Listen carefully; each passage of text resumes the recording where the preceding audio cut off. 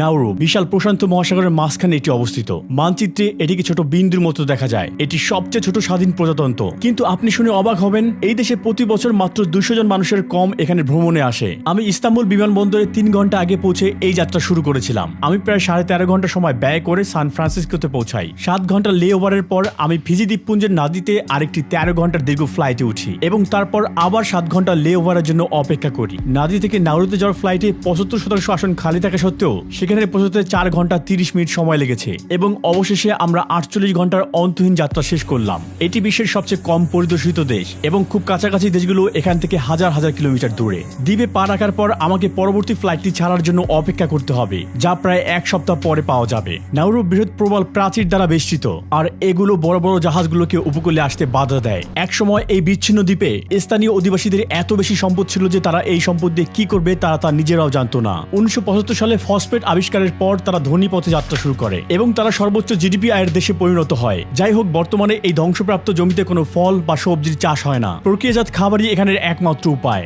বিশ্বের ওবেসিটি ফেডারেশনের মতে নাউরুতে ওবেসিটি হার সবচেয়ে বেশি। এই দেশের 60% মানুষেরই অতিরিক্ত ওজন রয়েছে। এছাড়াও বিশ্বের স্বাস্থ্য সংস্থার তথ্য মতে নাউরুতে সিগারেট সেবনের হারও বিশ্বের সর্বোচ্চ পরিমাণে। বিদেশি গণমাধ্যমকে দেশ থেকে দূরে রাখার ক্ষেত্রে সরকারের প্রচেষ্টা খুব সুস্পষ্ট। অসংখ্য নথি উপস্থাপন করে 1 মাসের দীর্ঘ প্রক্রিয়া শেষে আমি খুব কষ্ট করে এই ট্যুরিস্ট ভিসা পেয়েছিলাম। এখানে সাধারণ ফি $50 বা 3,500 টাকা হলেও গণমাধ্যম প্রতিনিধিকে $8,000 বা $5,59,000 টাকা দাবি করা হয়। এর মূল কারণ তাদেরকে নিরুৎসাহিত করা। এখানে প্রবেশের পরেই পুলিশ আমার কাছ থেকে ড্রোনটি তুলে নেয়। আপনি দ্বীপের আকাশ থেকে তোলা ছবিতে কিছু অদ্ভুত জিনিস লক্ষ্য করতে পারেন। তারা আকাশ থেকে নাউরুকে ভিডিও করতে নিরুৎসাহিত করে থাকেন। এখানে ফিল্ম করা সহজ হবে না। নাউরুকে যে কারণে গোপন করার চেষ্টা করা হয়েছে সেই সত্য উদ্ঘাটন করা সহজ হবে না। আমি এখন ইয়ারেন অঞ্চলে রয়েছি। রানওয়ে এলাকা এবং ড্রাইভওয়ে এলাকা পাশাপাশি অবস্থিত হয়। এখানে প্রায় বিমানের জন্য গাড়িগুলোকে আটকে দেওয়া হয়। বিমান অবতরণ এবং উড্ডয়নের সময় পথচারীদেরকে সতর্ক করা হয়। এর কারণ এই দেশটি এতটাই ছোট যে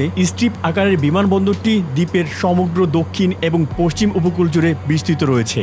দেখতেই পাচ্ছেন, এটা হচ্ছে বিমানবন্দরের বেষ্টনী। আমি যদি এটার ভিতরে প্রবেশ করতে চাই তাহলে খুব সহজে লাফ দিয়ে সেখানে যেতে পারি। এই দ্বীপের মোট এলাকা মাত্র 21 বর্গ কিলোমিটার। একটি গাড়িতে পুরো দেশটি ঘুরতে সর্বোচ্চ 20 মিনিট সময় লাগে এবং যাত্রা শেষে গাড়িটি তার গন্তব্যে ফিরে আসে, কারণ পুরো দ্বীপটি জুড়ে একটি মাত্র রিং রোড রয়েছে। এখানে পুলিশ সব সময় টহল দেয়। যেহেতু আমি অহেতুক দৃষ্টি আকর্ষণ করতে চাই না, আমি দেশের একমাত্র পর্যটন সংস্থার সাথে যোগাযোগ করি এবং একজন গাইডের সাথে দ্বীপটি দেখার সিদ্ধান্ত গ্রহণ করি। এজেন্সির মতে এখানে প্রতি মাসে মাত্র 1 থেকে 2 জন পর্যটক ভ্রমণে আসে। সুতরাং ইন্টারনেটে উল্লিখিত সংখ্যাগুলোর তুলনায় প্রকৃত সংখ্যা আসলেই অনেক কম। আপনি আপনার অবসর সময় এখানে কি করেন? ভলিবল। অবসর সময় আপনি এই দ্বীপে কি করেন? Anything we want to do. যেমন Fishing, sleeping, eating. কোন খাবার বেশি খান? Chinese food. 1, 2, 3. Woohoo! Get out of here, boy. যদিও মানুষ এখানে খুব বেশি একটা ভ্রমণ করে না, তবে নাউরু শতাব্দী জুড়ে অধিবাসী পাখিদের জন্য বেশ জনপ্রিয় একটি স্থান। যদিও দ্বীপটিতে সীমিত সম্পদ রয়েছে বলে মনে করা হয়, তবে এর মাটিতে পাখির গুড়ি এবং সামুদ্রিক সূক্ষ্ম জীব দিয়ে তৈরি গুয়ানো ছিল। 1899 সালে জার্মান ভূবিজ্ঞানী আলবার্ট এলিস আবিষ্কার করেন যে এখানকার মাটিতে উচ্চমানের ফসফেট মজুদ রয়েছে, যেটা একসময় স্বর্ণের মতো মূল্যবান ছিল। ফসফেট কৃষিতে উৎপাদনশীলতা বাড়ানোর জন্য এক ধরনের কাঁচামাল এবং প্রথম বিশ্বযুদ্ধের সময় অস্ট্রেলিয়ার নাউরু দ্রুত দখল করে এবং এটিকে বিদেশি খনিজ ক্ষেত্রে পরিণত করে। নিষ্কাশিত ফসফেট বছরের পর বছর বিশ্বে অত্যন্ত কম দামে বিক্রি করা হতো। Some old people say that this cell here, Japanese used to pile people in and then close it up, put some gasoline from the rooftop and then burn them in there. Those who don't want to work for them. এই রেলপথ যা সময়ের ব্যবধানে বিলুপ্ত হয়ে যাচ্ছে। 1907 সালে দ্বীপের অভ্যন্তর থেকে পশ্চিম উপকূলে বন্দরে ফসফেট খনি বহন করার জন্য নির্মিত হয়েছিল। 1968 সালে নাউরু স্বাধীনতা লাভের সময় এই উপকূল থেকে 35 মিলিয়ন মেট্রিক টন ফসফেট চলে গিয়েছে। এটা বিশ্বাস করা কঠিন, কিন্তু গত শতাব্দীতে বিশ্বজুড়ে অনেক মানুষের টেবিলে যে ফলমূল এবং সবজি ছিল তাই ক্ষুদ্র দ্বীপের মাটি থেকে উত্তোলিত ফসফেট দিয়ে চাষ করা হয়েছিল। স্বাধীনতা লাভের পর নাউরু উল্লেখযোগ্য সম্পদ অর্জন করে এবং এখানকার অনেক বাসিন্দারা যাদের জমিতে ফসফেট পাওয়া যায় তারা চাকরি ছেড়ে দেয় এবং কোটিপতি হওয়ার দিন গুনতে শুরু করে। চীন এবং অন্যান্য প্রশান্ত মহাসাগরীয় দ্বীপপুঞ্জ থেকে কঠিন পরিস্থিতিতে ফসফেট উত্তোলনের কাজের জন্য এখানে আনা হয়। 1975 সালে নাউরুর মাথাপিছু আয় ছিল $1,76,000 মার্কিন ডলার, যখন কিনা বিশ্বের শীর্ষ অর্থনীতি যুক্তরাষ্ট্রের মাথাপিছু আয় ছিল $44,000 মার্কিন ডলার। বর্তমান মুদ্রাস্ফীতির বিবেচনায় নাউরু একটি কল্যাণ রাষ্ট্র প্রতিষ্ঠা করতে সক্ষম হয়, যেখানে কোনো কর ছিল না। শিক্ষা, পরিবহন, স্বাস্থ্যসেবা, এমনকি আবাসনও সব বিনামূল্যে প্রদান করা হতো। Yeah, I've seen my grandma come out of the bank with the pillowcase. They put all their money inside and just walk out with the money. Spend it all up. আমি শুনেছি যে একজন পুলিশ কর্মকর্তা একটা Lamborghini কিনেছিলেন, কিন্তু এরপর তিনি দেখেন যে তিনি গাড়িতে ফিট হচ্ছেন না, পরে নাকি তিনি এটি ফেলে দিয়েছিলেন। এটা কি সত্যি? Yes, that's true. Even big some waste. of the cars are bought for just decorations. এখানের বাসিন্দারা যখন হঠাৎ ধনী হয়ে উঠল, তখন ভোগবাদী জীবনযাপনের একটি ধুম পড়ে যায় তাদের মধ্যে, এবং এই ছোট দ্বীপটি নতুন নতুন সব গাড়ির মডেল দিয়ে ভরে যায়। রাস্তার পাশে আমরা অতীতের পরিত্যক্ত বিলাসবহুল গাড়ির একটি সংগ্রহের সন্ধান পাই। এই দামি দামি গাড়িগুলো একসময় এই দ্বীপবাসীরা এই রাস্তায় চালাতো। এটি হচ্ছে গাড়ির কবরস্থানের মতো। গাড়ির উপরে পড়া মডিসার স্তর ইঙ্গিত দেয় যে সুসময় চিরস্থায়ী হয় না। আমি এখানে আসার পরপরই স্থানীয়রা এখানে থাকা পিটবুল কুকুরের বিষয়ে সতর্ক করে দিচ্ছে। এক সময় এই যাত্রী খুব জনপ্রিয় ছিল। দ্বীপবাসীরা কুকুরগুলো কেনা শুরু করে এবং এক সময় এগুলোকে রাস্তায় ছেড়ে দেয়। আরো অনেক প্রাণী যেগুলো মূলত নাউরুতে ছিল না, তাদেরকেও এখানে এক সময় আনা হতো। বিড়াল, মুরগি এবং শুয়োরের মতো প্রাণী, এদের সাথে মূলত এই দ্বীপবাসীরা খুব সম্প্রতি সময়ে পরিচিত হতে পেরেছে। খনিতে কাজ করা লোকেরা যখন এই গাছগুলোকে কেটে ফেলে এবং উর্বর মাটি খনন করে, তখন সকল জীবন্ত প্রাণী ক্ষতিগ্রস্ত হয় এবং এখানকার বাসিন্দারা ভয়াবহ সমস্যার সম্মুখীন হচ্ছে। নাউরুর ভূখণ্ড গর্ত দ্বারা বেষ্টিত। কিছু 49 ফুট গভীর চুনাপাথরের পর্বত দ্বীপের কেন্দ্র থেকে উপকূলবর্তী এলাকায় বিস্তৃত। উচ্চমাত্রার অম্লতাযুক্ত এই জমিতে কোনো কৃষিজাত পণ্য চাষ করা যায় না। এখানকার বাসিন্দারা নিজেদের জীবন ধারণ চালিয়ে যেতে অস্ট্রেলিয়া থেকে আমদানি করা প্রকৃতিজাত খাবারের উপর সবসময় নির্ভর করে থাকে। নাউরু জনগণের গড় আয়ু 64 বছর। নিম্নমানের খাবারের কারণে বছরের পর বছর এই দেশটি ওবিসিটিতে শিরোপা ধরে রাখছে। এই দেশটি যখন 150 বছর আগে পশ্চিমাদের দ্বারা আবিষ্কৃত হয়নি, তখন তারা স্বনির্ভর ছিল, কিন্তু এখন সব আমদানি করতে হয়। এখানে 97% পুরুষ এবং 94% নারীর শরীরের ওজন অতিরিক্ত। এখানে স্থূলতার সমস্যা মহামারীতে পরিণত হয়েছে। এটি সর্বত্রই, রাস্তায়, রেস্টুরেন্টে, বাজারে, সর্বত্র আমি মানুষকে অতিরিক্ত ওজনের সাথে লড়াই করতে দেখেছি। এছাড়াও এখানকার 45% মানুষ ডায়াবেটিসে ভুগছে। অঙ্গচ্ছেদ খুব সাধারণ একটি ব্যাপার। পুরো দেশে সচেতনতার ব্যানার রয়েছে। আপনারা দেখতে পাচ্ছেন দোকানের তাকগুলো ফাঁকা। এখানে প্রতি 6 সপ্তাহ অন্তর পণ্য আমদানি করা হয়। এই দ্বীপে ভাজা ফল এবং সবজি পাওয়া বিলাসবহুল ব্যাপার। একটি ফুলকপির দাম 1257 টাকা এবং একটি তরমুজের দাম 4261 টাকা। অনেক বাসিন্দা মাংসজাতীয় পণ্য খেতে পছন্দ করেন, যা পশ্চিমা দেশগুলো তাদের নিজেদের কাছে বিক্রি করতে পারে না এবং পরবর্তীতে নাউরিয়ানদের কাছে টার্কি টেল হিসেবে বাজারজাত করে। এই অংশটি, যা 75% চর্বি দ্বারা গঠিত, এটি মোটেও পুষ্টিকর নয়।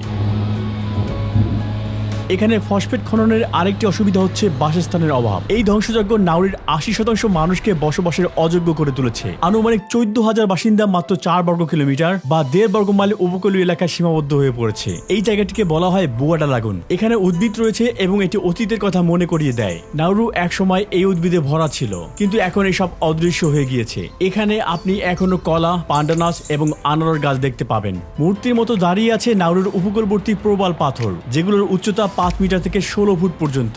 উপকূল থেকে সমুদ্রের তলদেশে প্রায় 200 মিটার মৃত প্রবাল পাথর দিয়ে আচ্ছাদিত, যা বড় বড় জাহাজগুলোকে উপকূলে আসতে বাধা দেয়। এগুলো সাধারণত মাটির নিচে থাকে এবং সমুদ্রে ভাটা হলে দৃশ্যমান হয়। এগুলোর জন্য এখানে পানিতে শত শত মিটার হেঁটে যাওয়া সম্ভব এবং মাছ শিকার করা সম্ভব। গাছপালা ধ্বংসের কারণে সারা বছর গড় তাপমাত্রা 30 ডিগ্রি সেলসিয়াস বেড়েছে। দ্বীপ মৌসুমী বায়ু দ্বারা প্রভাবিত, বৃষ্টি এবং সময় একসঙ্গে প্রবাহিত হচ্ছে। এখানে কোনো নদী না থাকায় বাসিন্দাদের নানা সমস্যায় ভুগতে হচ্ছে। এখানকার মানুষ পরিষ্কার মিঠা পানির সংকটে রয়েছে। দেশটি এই ডিস্যালিনেশন প্ল্যান্টগুলো ব্যবহার করে সমুদ্রের পানি থেকে প্রায় দৈনিক গড়ে 2 মিলিয়ন লিটার পানি উৎপাদন করে থাকে। এখানে মকুয়া ওয়েল নামে একটি ভূগর্ভস্থ হ্রদ রয়েছে। স্থানীয় বাসিন্দাদের সাহায্য ছাড়া এই গুহার প্রবেশপথ খুঁজে পাওয়া একটি চ্যালেঞ্জিং ব্যাপার, কারণ এই প্রবেশপথটি বেশ সরু। যুদ্ধের সময় নাউরিয়ানরা এই স্থানটি আশ্রয়স্থল এবং পানীয় জল সংগ্রহের জন্য ব্যবহার করত। এটি এখন ক্যান এবং কাঁচের টুকরা দিয়ে ভর্তি। এই পানি আর ব্যবহার করার জন্য উপযোগী নয়। খ্রিস্টান ধর্মের আগে এখানে কোন ধর্ম ছিল? The buraq. It's the god here. There's the altar on the top side. If they give it food, it will come into life and then it will bring them what they were asking for. এখনো কি কেউ বুড়োকে বিশ্বাস করে?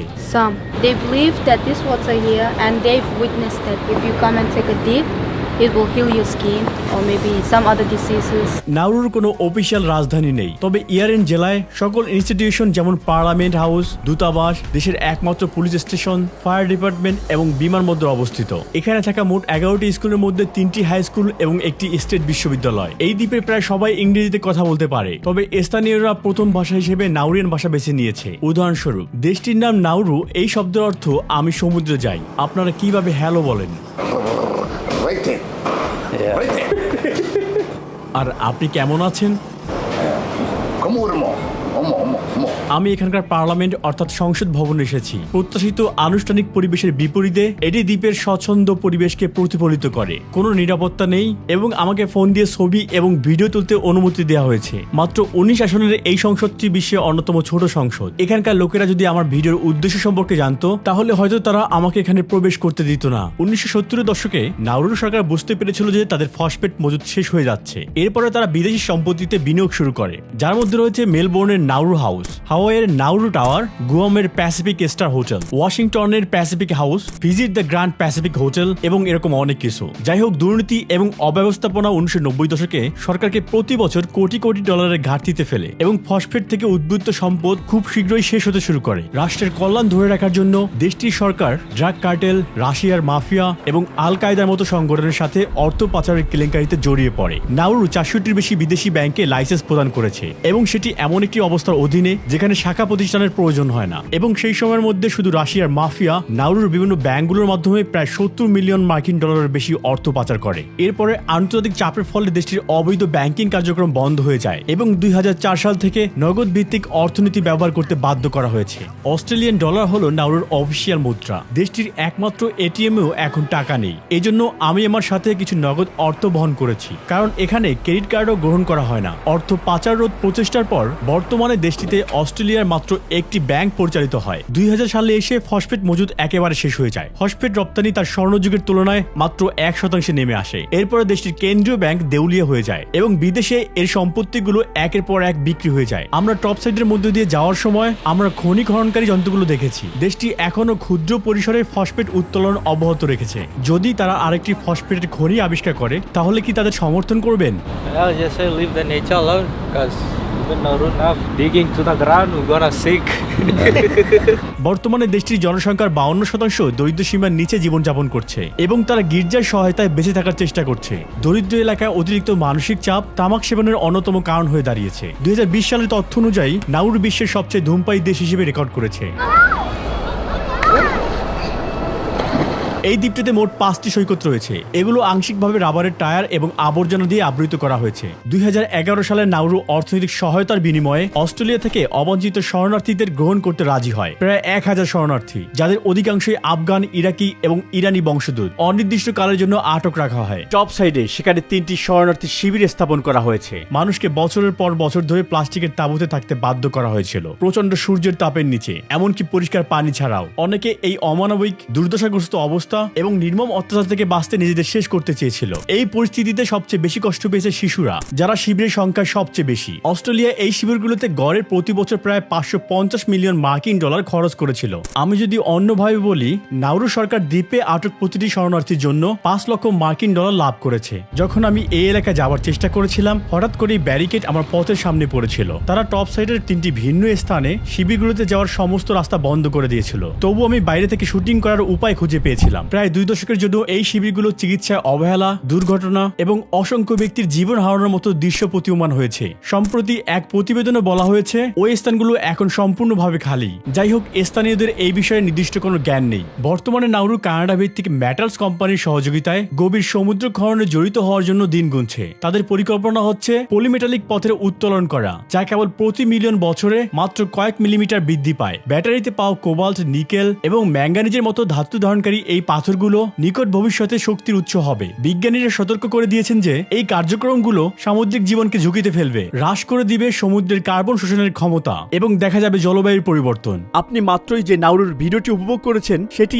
এই চ্যানেলের শেষ video. এখন থেকে আমার সকল কন্টেন্ট শুধুমাত্র আমার নতুন চ্যানেলে আপলোড করা হবে। আমি এইমাত্র আমার সর্বশেষ ভিডিওটি প্রকাশ করেছি। লারিন কোনাডা, আকাশের সবচেয়ে নিকটবর্তী জনবসতিপূর্ণ স্থান, যেখানে মানুষ মেঘের উপরে বসবাস করে। 5100 মিটারের এই চরম উচ্চতা উচ্চতায় বাতাসের ঘনত্ব খুবই হালকা এবং এখানকার স্থানীয়রা স্বাভাবিকের চেয়েও 50% কম অক্সিজেন নিয়ে বসবাস করছে। তাদের দেহ আমাদের চেয়েও 2 গুণ বেশি রক্তকণিকা তৈরি করার জন্য বিবর্তিত হয়েছে। এই অনুর্বর জমিতে বায়ুর চাপ কম থাকায় একটি গাছও এখানে বাঁচতে পারে না। পেরুভিয়ান আন্দিজের এই শহরটি ইউরোপের সর্বোচ্চ শৃঙ্গ মন্ট ব্ল্যাঙ্কের থেকেও প্রায় 3000 মিটারের চেয়েও বেশি উঁচুতে অবস্থিত। আমাদের নতুন ভিডিও দেখতে এখানে ক্লিক করুন এবং আমার নতুন চ্যানেলটি সাবস্ক্রাইব করতে ভুলবেন না। এই চ্যানেলে আপনাকে সমর্থনের জন্য অনেক ধন্যবাদ। পরবর্তীতে আবার দেখা হবে আমার নতুন চ্যানেলে।